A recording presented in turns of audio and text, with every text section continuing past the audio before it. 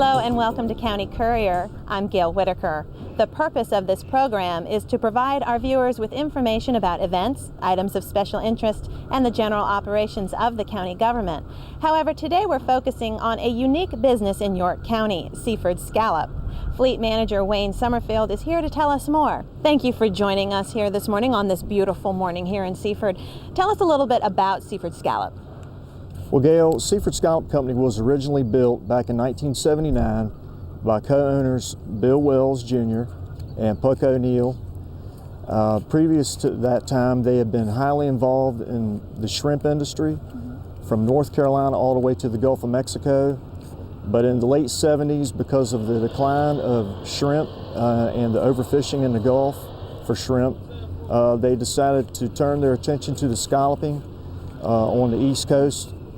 And they sold off their shrimp boats and moved here to York County, Virginia, and started this business. Seaford Scallop Company supports the whole fleet. They sell supplies, maintain the boats, buy the scallops, resell the scallops, and since that time, the O'Neills have retired from the business, selling off their boats. A lot of the other boats here were purchased by other captains that worked here for the Wells and the O'Neills. Since that time, we have three major players here. The boat owners owned all primarily by three families: the Wells, the Benavides, and the Arises. They control all 16 boats here, and all their catches sold here at Seaford Scallop. Now we can hear a boat behind us warming up, getting ready to go out. Where do they go out and fish? Well, they primarily fish on the eastern Atlantic. Their southern boundary is the Virginia-North Carolina border, and they can fish all the way north to the United States-Canadian border, which is called the Hague Line, and out as far as 200 miles primarily. Tell us a little bit about the boat's crew. How many are on the boat, and what is a typical day like out at sea? Well, a boat crew here for a scallop boat consists of 7 crew members, including the captain. That's what the restriction, the regulation from the fishery holds us to a 7-man crew now.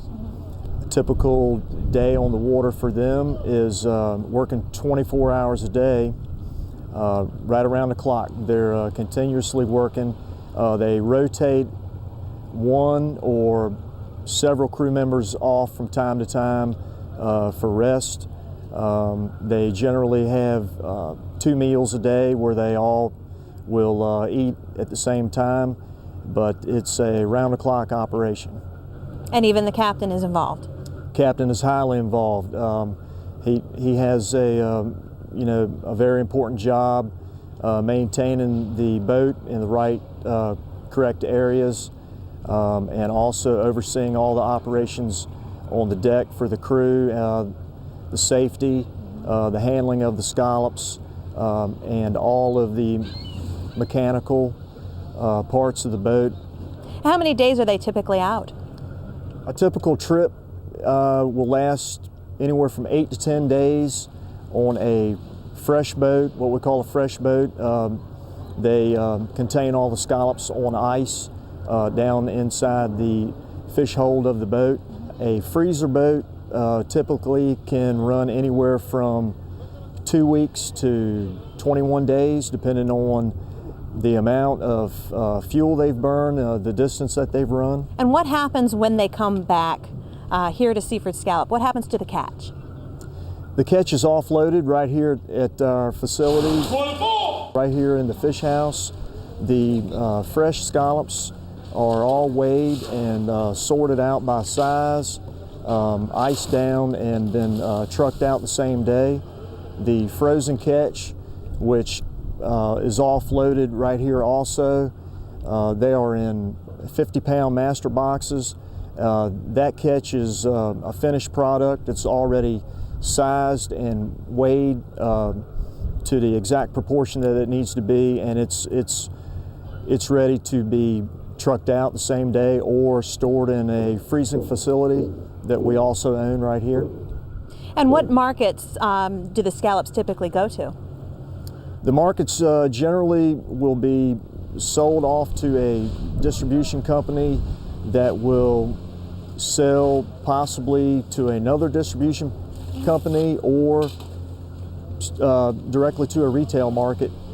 Just depends on the availability of scallops on the market at that time. So they might be shipped across the country? Certainly, yeah, or overseas. Now I understand that a couple of the boats, I don't know exactly how many, once traveled as far away as Alaska. What was the purpose for that trip? The fishery here a few years back in the early 90s declined a little bit. The price of scallops fell off here, and it was just more lucrative to fish in Alaska waters. And we had at one time 3 freezer boats that we sent over to Alaska to fish there for a few years, and that worked out well. But since then, the fishing here on the East Coast has been a lot better, and it was just better all around to bring the boats here and work out right here out of Virginia and on the Atlantic. And when they're out to sea, how do they catch the scallops?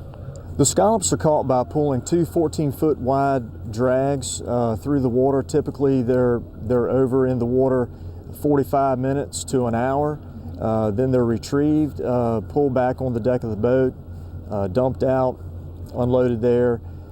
They're set back over, and they continue to pull those while the crew goes through the pile on the deck of the boat, where they'll pick up all the scallops, sort out the fish, and all the trash goes back overboard, and then the scallops will be brought into a shucking house, dumped out into an area where they can cut the scallop, open the scallop up, and then it will be ready. It'll be ready to be processed and cleaned. And is there any concern over overfishing with scallops? No, this time only about 20% of the obtainable scallops are harvested because of strict regulations. In the past 15 to 18 years, it's really highly regulated and well maintained. We've been working with the government ever since 1988 to kind of help shape those regulations and to ensure that we're going to have a sustainable fishery in the years to come. I understand Seaford Scallop has been involved with the Virginia Institute of Marine Science. What has that partnership been about? That partnership has been focused on gear research, offshore surveys to locate the biomass and the population of scallops in certain areas, and really has enabled us to ensure the longevity of our fishery. Well, I appreciate you giving us this peek inside Seaford Scallop. Thank you again for coming out here. You're welcome. And we are going to take a break and head up the road to VIMS, and we'll be right back with County Courier.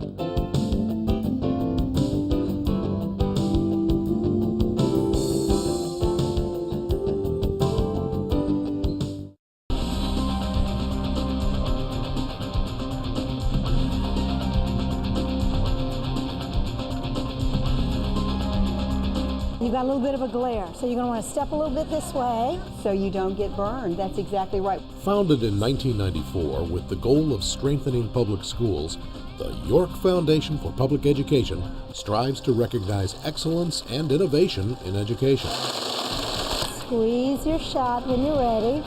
Their largest project is the Instructional Grant Program.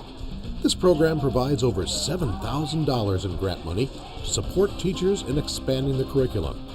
Teachers can use grant money to purchase new supplies, expand an existing program, or launch a new program at their school.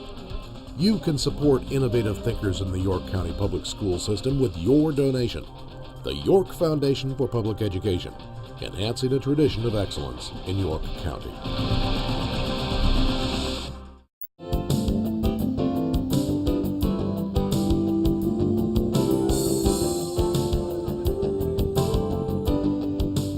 Welcome back to County Courier. we have taken our cameras and our trucks across the bridge to the Virginia Institute of Marine Science. Joining me is Bill DePaul, who is Professor Emeritus of Marine Science, and Dave Rudders, who is a marine scientist here at VIMS. Mr. DePaul, Mr. Rudders, thank you so much for joining us this morning over here at VIMS, this lovely facility. We were over there speaking to the people at Seaford Scallop and wanted to get your input as to the industry, the scalloping industry, and what had occurred a few decades ago to the scallop fisheries and the need for your interaction with Seaford Scallop. What was going on back then? Well, the first thing that happened was there was an abundance of sea scallops in the Mid-Atlantic region, all the way from Virginia up to New Jersey and off of New York.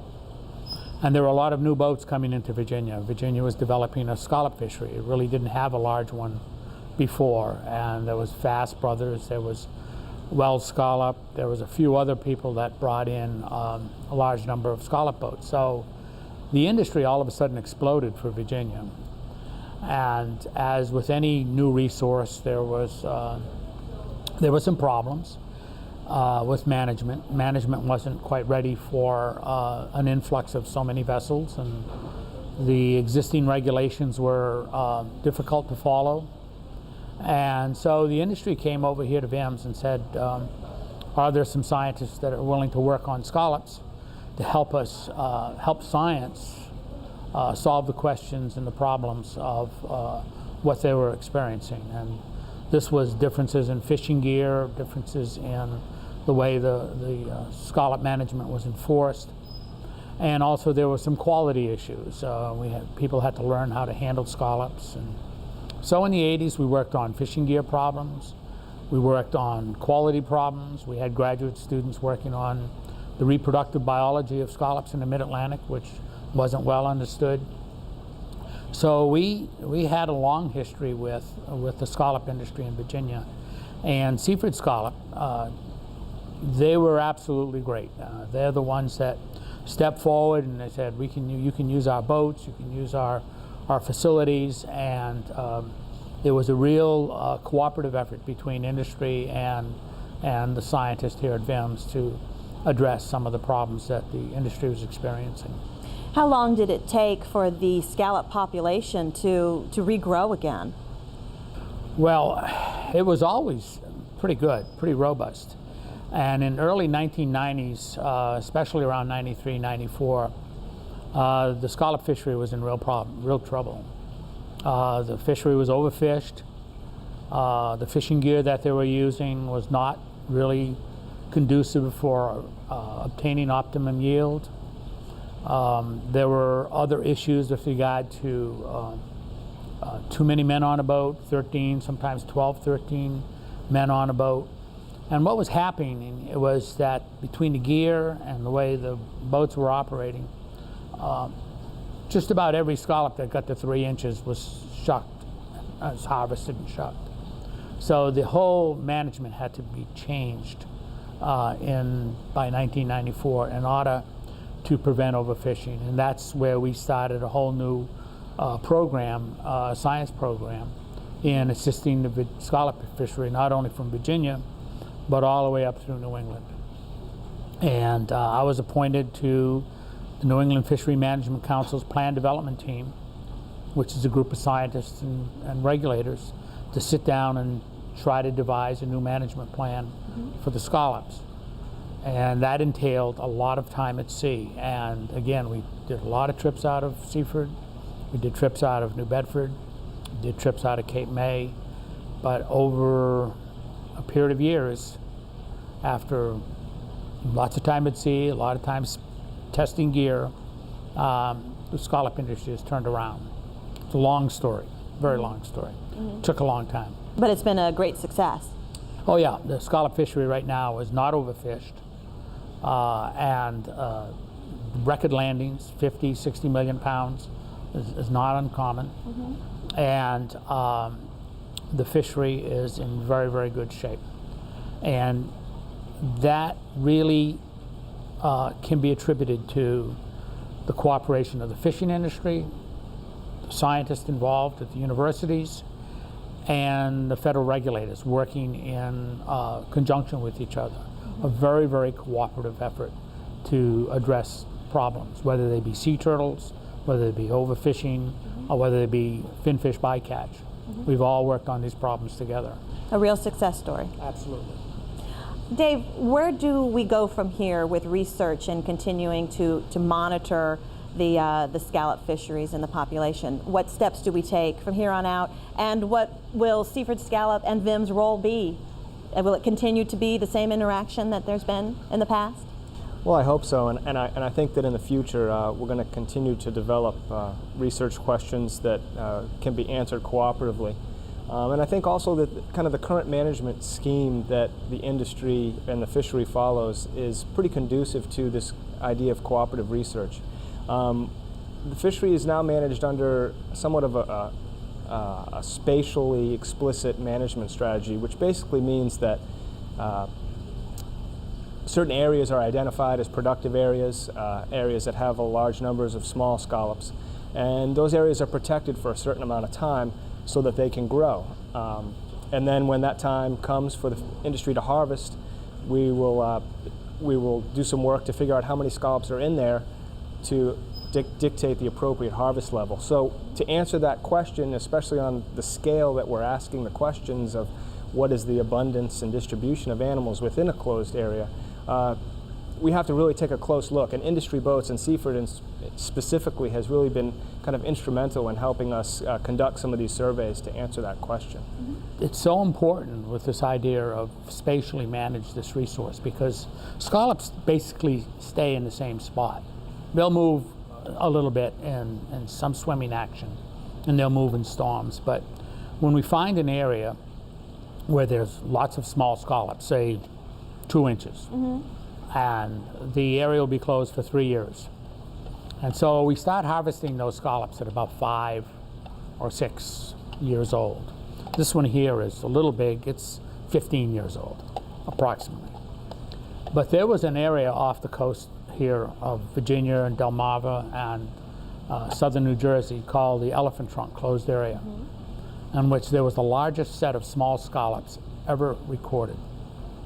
And when we did our survey a few years ago, we determined that there was 100 million pounds of scallops in a 10,000 square mile area. Tremendous quantity of scallops. So what we did is go harvesting these scallops, but in a piecemeal operation. You didn't go out there and try to catch all the scallops at once. So this area was set aside, and then each boat had 2 or 3 trips to go in there, harvest a certain amount of scallops, and then get out. And this area now has been open for 3 years in a row. Yeah, this is the 3rd year. 3 years in a row. And next year it's even scheduled for opening at least 2 or 3 more trips.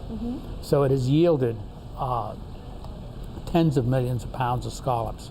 And this is really important, because what we've learned by closing these areas and then opening, you maximize the yield of the scallop. They grow very, very fast.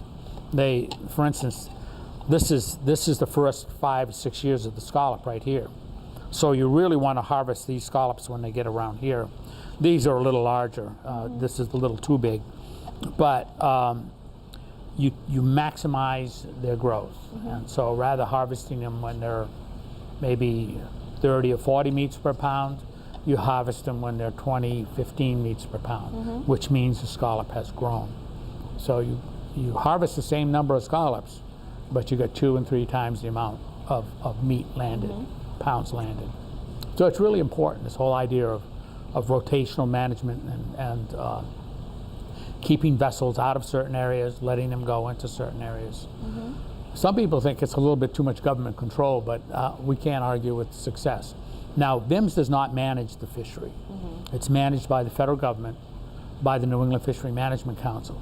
And we work with the New England Fishery Management Council in providing the science to make sure that the plans that are developed are good science-based plans. It's not smoke and mirrors. It's real work and real science. When we were at Seaford Scallop, Mr. Summerfield and Mr. Wells both informed us about the federal regulators who come out and measure some of the scallop shells that are brought back in from the boats. From a VIMS standpoint, how often do marine scientists go out with the boats, either from Seaford, from New Bedford? How often is there a scientist on board to perhaps just observe what is going on, or are there always measurements being taken? There are always measurements being taken, but by different people.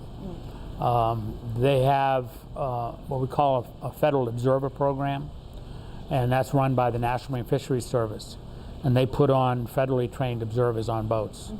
And about 10% of the scallop trips are covered or observed over a period of a year.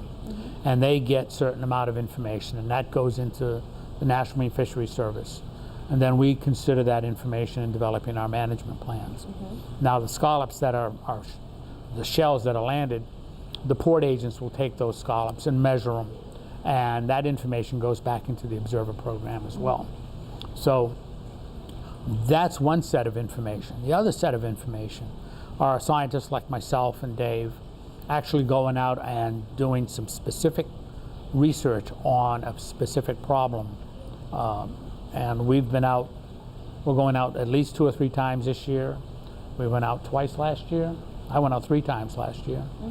And so these are real specific problems, like designing a piece of gear to prevent the capture of sea turtles, or redesigning the scallop gear so it doesn't catch finfish, because all these bycatch issues are a management problem, because we want to catch the scallops, we do not want to catch finfish, and we certainly don't want to catch turtles.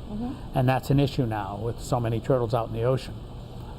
Scallop dredges were catching turtles. So one of the things we did was redesign the scallop dredge so it wouldn't catch turtles and still catch scallops. I got that right.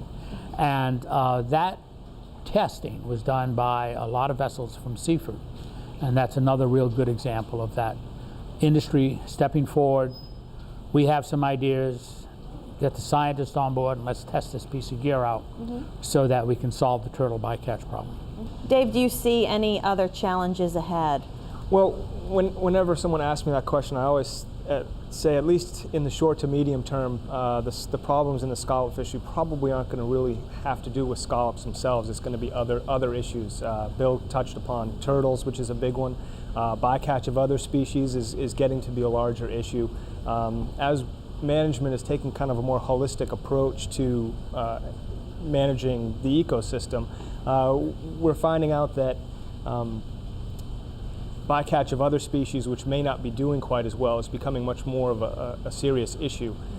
So Bill mentioned some of the research that we've done to try to mitigate some of that bycatch. Habitat concerns are another issue that are always kind of out there. And so like I said, it's probably not going to be scallop related, at least in the short to medium term. But there's going to be undertones of bycatch issues are going to start to be a lot more important, habitat issues, and some kind of structural issues within the fishery itself. There may be slightly overcapitalized, and they're starting to work on ways to work on that as well. So, one of the most interesting things, I think this is something that you might want to consider, 2% of all the scallops that are allowed to be harvested, because we do have our targets with regard to the number of days at sea they can spend and the number of pounds they can take out of closed areas. We have targets, total allowable catch limits. And the industry has given up 2% of that total allowable catch to go towards research, funding research, and observer programs so that the fishery can be better managed. So a lot of the research that we do is really funded by the scallop industry, by their donating their 2% of their total allowable catch to be used in research and observer programs. It's really quite impressive. So it certainly is. Well, and it's a benefit to them as well. Oh yeah, I think they finally realized that good science in the long run will help them out.